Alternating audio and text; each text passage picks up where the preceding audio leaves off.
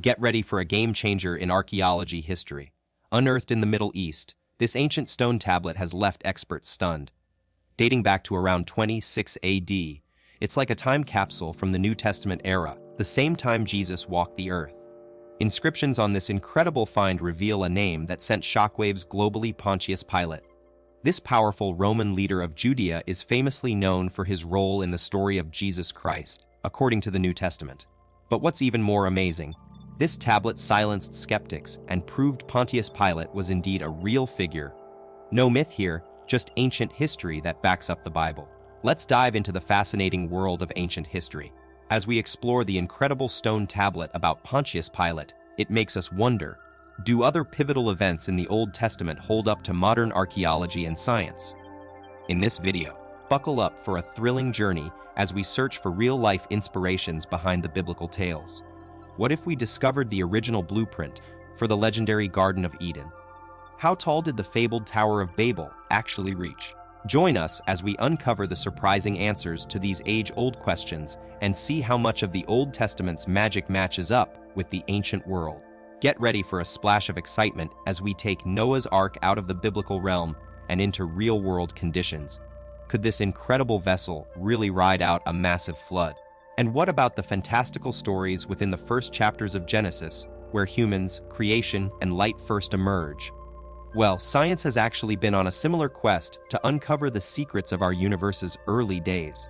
Fast forward to 1964, when two brilliant scientists, Robert Wilson and Arno Penzias, made an astonishing discovery.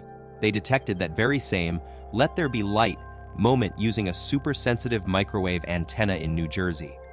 How does this groundbreaking find connect to our biblical tale? Join us as we explore the unexpected intersection of faith and science. Buckle up for a mind-blowing journey as we dive into how scientists unraveled the mystery of the universe's earliest light. It all began with two curious minds, Robert Wilson and Arno Penzias, who picked up on an eerie background hum coming from every direction, a whisper that turned out to be cosmic microwave background radiation. This revelation nailed down the moment when hydrogen atoms first lit up our universe about 380,000 years after the Big Bang, ending the primordial darkness. While this scientific milestone beautifully echoes the "let there be light" moment in Genesis, we have to separate fact from myth. The rest of the seven-day creation story remains a subject of faith rather than empirical evidence. Let's put a fascinating spin on things. Renowned science fiction author and atheist Isaac Asimov gives Genesis authors a gentle pass, suggesting they worked with the knowledge they had back then. He reminds us that even today, we're still scratching heads over what triggered the Big Bang, making our ancient ancestors' understanding not as far off the mark as we thought. And here's the real kicker: the existence of our universe might just be a cosmic miracle itself. After all, if you think about it, the probability of life-supporting conditions coming together by chance is nothing short of mind-boggling. Let's ditch the debate for now and dive into some mind-blowing history. Since we can't quite measure faith, why not explore the parts of Genesis that might actually hold up to scrutiny? Like, where did our ancestors first set foot? The Garden of Eden, according to the book, was near four rivers: Pishon, Gihon, Tigris, and Euphrates. Now, guess what? These rivers do exist in Mesopotamia, often called the cradle of civilization. It's no surprise that this region gave birth to the Sumerians, who built some of history's first urban hubs. Who knows? Maybe we'll uncover more secrets about our roots by exploring where it all began. The rivers Pishon and Gihon have left us with a puzzle. Some old-school thinkers thought they might have been the Indian Ganges or Egyptian Nile, but if that's true, Eden would be as massive as Alexander's empire. Talk about a giant backyard. Still, it doesn't match up with what modern researchers believe. So where did these rivers really flow? Well, a new clue has surfaced from a pretty unexpected place: South Africa, near Johannesburg, in ancient caves teeming with fossils of our earliest Homo sapiens ancestors, dating back over 3.5 million years. Who knew the answer lay hidden beneath African soil all along? You're right, these South African caves earned the nickname the cradle of humankind for a reason. But here's where it gets interesting: the discovery challenges some core beliefs in the Bible. The scripture says humans are distinct from apes, yet our ancient ancestors were actually linked to them. Now, let's dive into another mind-blowing concept: the origin of all humankind from just two people, Adam and Eve. Think about it, if a population starts with just two individuals, it would need hundreds or even tens of thousands more people to prevent genetic problems caused by inbreeding. Without that, their offspring risk serious health issues or sci-fi-style genetic engineering to fix their DNA. Not exactly the biblical story we grew up with. You know what biblical story always left me wondering? The epic tale of Noah's Ark. According to Genesis, it was a massive undertaking that saved all sorts of animals and humans from a global flood. Now, some researchers are convinced that this incredible feat might be more than just a myth. They think Noah's Ark actually existed. And get this, the book of Genesis even gives us a clue about where to find the remains, the mountains of Ararat. Most scholars agree it refers to Mount Ararat in modern-day Turkey, an imposing peak standing over 5,000 meters tall. So, could it be that this ancient story holds some truth? Some believe the time has come for archaeologists and explorers to dig up evidence and uncover the secrets hidden in these breathtaking mountains. You know what's wild about the quest for Noah's Ark? For centuries, explorers have been scouring the mountains of Ararat in search of proof, and many claim to have found wooden fragments that once belonged to the legendary ship. But with so many fake relics popping up throughout history, it's hard to take these discoveries at face value. That is, until a photo changed everything. In 1946, Life magazine stunned readers with an image of a massive boat-like formation carved into the side of Mount Ararat in Turkey. While most thought it was just a fascinating natural wonder, one man took it very seriously. Anesthetist Ron Wyatt from Tennessee. This curious adventurer was about to embark on a journey that would shake things up and leave everyone wondering what secrets lay hidden on this mystical mountain. Get ready for the adventure to take off. Ron Wyatt's journey to prove the existence of Noah's Ark took a dramatic turn when he landed on Mount Ararat in the late 70s. As he gazed at that striking rock formation, his eyes widened bars. It looked uncannily like the beams and decks of a ship. But how did this natural wonder end up shaped like a boat? Wyatt had a theory powerful mudflows must have once rampaged through the valley, sculpting the landscape into this incredible form. Intrigued by his own hypothesis, he decided to investigate further, and that's when things got really exciting. What would he discover upstream that would change everything? The plot thickens. As Ron Wyatt trekked upstream, he stumbled upon a stone slab that left him speechless. It bore an astonishing resemblance to his mysterious rock formation. But this time, it was inscribed with an even more mind-blowing design. 8 faces that eerily matched the numbers of Noah's family members. But wait, there's more. Just nearby, Wyatt discovered fragments of wooden structures and metal artifacts that seemed to defy explanation. A mix of magnesium, titanium, and aluminum, which scientists would later verify as an unnatural combination. This was no ordinary find. It hinted at something truly extraordinary. To get to the bottom of this enigma, geophysicist John Baumgartner joined the quest, bringing high-tech metal scanners that would help unravel the secrets hidden within the boat-like structure on Mount Ararat. What would they uncover? The game changer had finally arrived. The scans revealed parallel metallic structures that simply didn't belong in Mother Nature's toolbox. This was no ordinary natural ore. Many thought they'd found the Ark's remains right under their noses, but what Baumgartner and Wyatt unearthed left everyone speechless. It seemed like rows of rivets holding together massive ship beams, yet a huge chunk of Ron's findings ended up in 2 different locations. So, what if the Ark had settled higher up on the slope when the waters receded? Its lower decks could have gotten stuck fast in the silt. But here's the thing, that wasn't the end of the story. A few hundred years later, a nearby volcano blew its top, unleashing devastating mudslides that would forever change the course of history.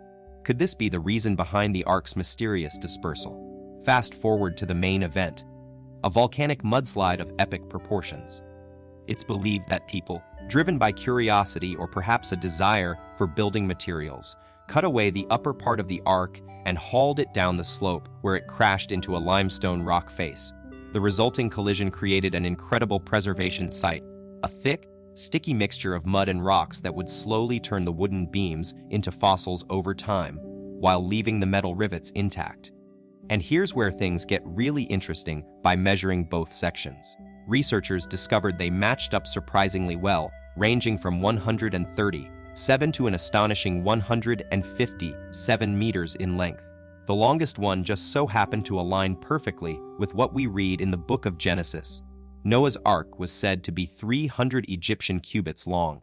These mind-blowing findings didn't go unnoticed by the Turkish authorities. They sent their own team to investigate and even decided to turn this incredible site into a national park, a tribute to the legendary vessel. So, what do modern scans reveal? It turns out that beneath the mountainside lies an intriguing volumetric structure eerily resembling a ship. This was a bombshell discovery, to say the least. Yet, despite all this evidence pointing towards the Ark, most archaeologists and geologists remain skeptical, attributing it to a bizarre natural formation. Their main concern is that the rocks, aged at around 4,800 years, don't match up with any known geological event in the area, leaving us with more questions than answers.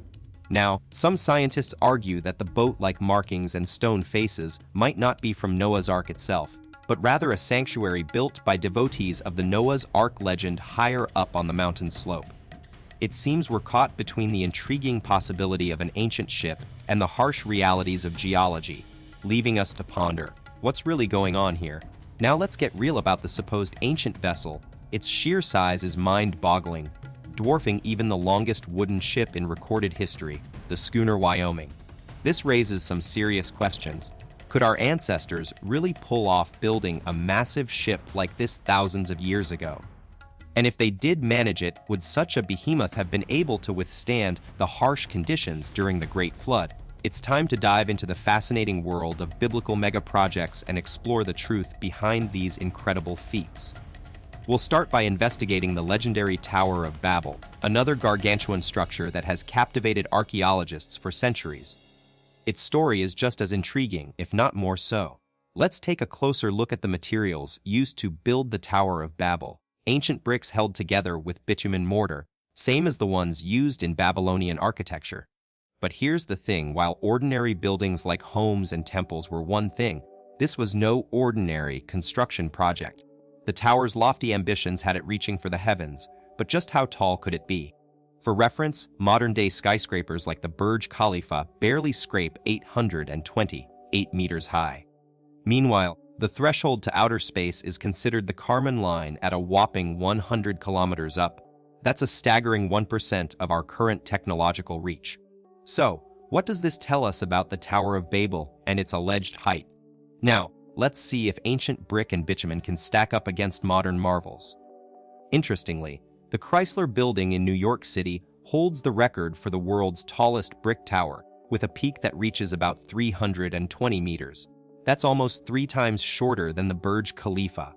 However, here's the catch: this steel-framed skyscraper wouldn't stand a chance without its metal backbone. If you stripped away the steel support, the Chrysler Building would instantly buckle under its own weight, bricks and all. So, it seems ancient civilizations might have had impressive ideas, but our understanding of engineering and materials has really taken us to new heights.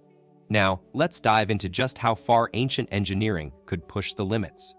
According to the calculations of some enthusiastic engineers, a typical Babylonian brick tower made with bitumen mortar would max out at an astonishingly low height of about 20 meters. That's roughly 3 floors. Can you imagine calling that home? But here's where things get mind-blowing. Archaeologists are telling us that the Babylonians somehow defied these expectations and built a colossal ancient wonder, known as the Anunnaki Ziggurat, or House of the Foundation of Heaven and Earth.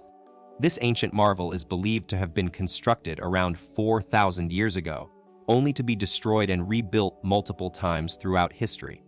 So, what's the secret behind this ancient architectural magic? You guys won't believe what some experts think about this ancient wonder. British Professor Andrew George, an expert in all things Babylonian, has pieced together what the Anunnaki Ziggurat might have looked like from archaeological digs. And guess what? It bears a striking resemblance to another famous tower that comes to mind, the Tower of Babel. Now, here's where it gets really cool. Archaeologists believe the clever ancient architects behind this massive structure used a game-changing technique. They fired their bricks at different temperatures to create an extra strong skeleton. This innovative approach allowed them to push the boundaries and make the ziggurat an astonishing 91 meters tall, That's roughly equivalent to a 30-story building. Now let's put that epic ziggurat into perspective. It was only about a quarter of the height of Egypt's incredible Great Pyramid, which was built using massive blocks of granite, no less.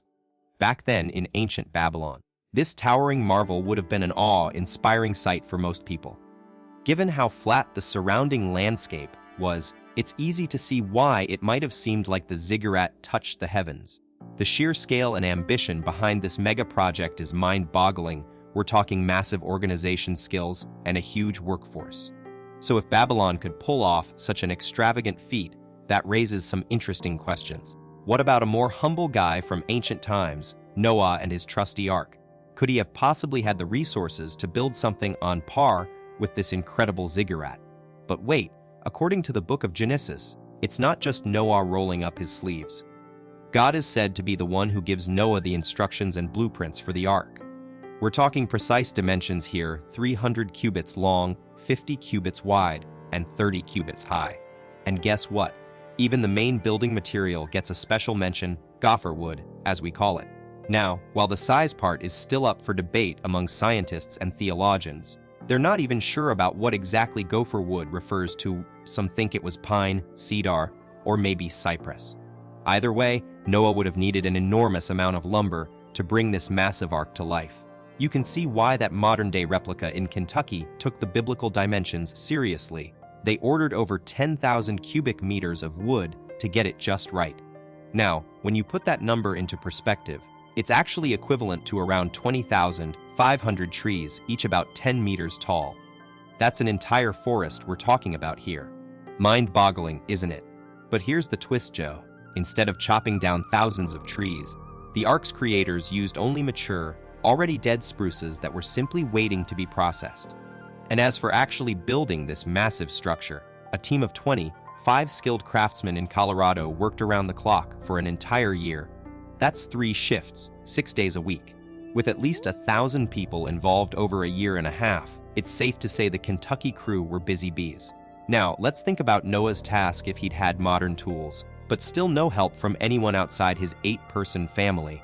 His wife, 3 sons, and their wives. If we use the replica's construction pace as a guide, Noah would have needed a whopping 450 years of non-stop building to get the job done. And here's where things get really fascinating. According to the book of Genesis, Noah himself lived an astonishing 950 years, making him one of the oldest patriarchs pre-flood. Now, let's put that into perspective. If we know from the biblical account that he had a strict 120-year deadline before the flood hit, it's clear that God didn't give him much time to build the ark. So, assuming Noah worked at least part-time, which is a safe bet given his age and task, it's pretty obvious that he needed some serious help. We're talking hundreds of extra hands on deck. Even by biblical standards, it seems Noah must have had at least 100 or 200 assistants to get the job done in time. Let's explain some numbers. If Noah's crew worked on gathering and preparing wood for about 100 years before the flood, they'd have had to rush the actual construction phase in the last 20 years to avoid their massive wooden structure rotting away on site. Now, imagine a team of around 1,000 people, like the ones who built the ark in Kentucky. It would have been a massive undertaking without modern tools. If we're being realistic, it's possible Noah and his crew could have done it all within 50 years, but that would have completely flipped our image of him as a solitary figure. In reality, to get this incredible project off the ground, Noah must have been an influential and wealthy leader with top-notch organizational skills. Not your average hermit. Imagine the skepticism on those workers' faces after decades of grueling labor under Noah's leadership. Could this massive ark actually stay afloat when the floods came? The Bible describes the deluge as an all-encompassing catastrophe, with water reaching the highest mountain peaks. But let's put some science to this story. If we do the math, we'll find out it'd take roughly 2 more oceans worth of water pouring down in just 40 days and 40 nights for such a flood to occur. That's equivalent to one gigantic waterfall that never stops. Fast forward to today, where scientists have cracked the code behind that epic biblical flood. It wasn't a universal deluge, but rather a massive, albeit localized disaster. By studying ancient stones from Mesopotamia, researchers discovered that the Tigris and Euphrates rivers were notorious for their devastating floods, inundating the surrounding landscape up to 160 to 320 kilometers wide. Archaeologists estimate these catastrophic events happened due to heavy rainfall, making them more plausible explanations than a mythical apocalypse. Around 4,900 years ago, this massive flood ravaged entire cities and highlands in Mesopotamia. No wonder survivors felt like the whole world had been swept away. Now, let's dive into what might have been possible for Noah's Ark, or rather, its hypothetical voyage. In Kentucky, you'll find an eye-catching ark-shaped recreation center inspired by biblical tales. While its creators didn't focus on physics, a team of students from the University of Leicester decided to get their calculations on. They based their analysis on average dimensions commonly cited for Noah's Ark: 140, 4 meters long, 20, 4 meters wide, and 14.5 meters high, a size that matches ancient structures spotted on Mount Ararat. So, what materials would Noah's Ark have been built with? The students picked cypress wood, somewhere between cedar and pine in weight. Initially, they thought their calculations would sink the biblical story, but they were pleasantly surprised when using these dimensions. Thanks to Archimedes' principle, it turned out that the ark could float easily, no problem. And here's the astonishing part with this buoyancy. It could carry over 2 million sheep without a drop in the water level. Biologists agree that's more than enough space for at least one pair from each of the whopping 35,000 animal species on Earth at the time. But remember, buoyancy only means you're staying afloat. Surviving a real flood would be an entirely different story. But wait, there's more. If Noah had built his ark flat on the ground, powerful tidal waves would have probably flipped it over like a toy boat, something modern ships still struggle with during tsunamis. So, common sense says Noah should have elevated his ark, so water could creep in gradually. And that sounds good, but here's the catch. Even with elevation, building an ark of this size would have been a major challenge. The bottom part of the ship would have dug deep into the ground over decades of construction, and no matter how much buoyancy it had, thanks to Archimedes' principle, it wouldn't have been enough to save it from sinking, at least not in its original spot. But don't worry, we can still make Noah's Ark float. Instead of sinking or turning turtle like an overturned bowl, a genius engineering solution could have been used. The ark would have been built on top of a special pedestal. Imagine it like a big stone rampart that goes all around the boat in a sideways direction. This way, when the waters finally reached the ark, they'd simply lift it up from beneath, without any risk of tipping it over.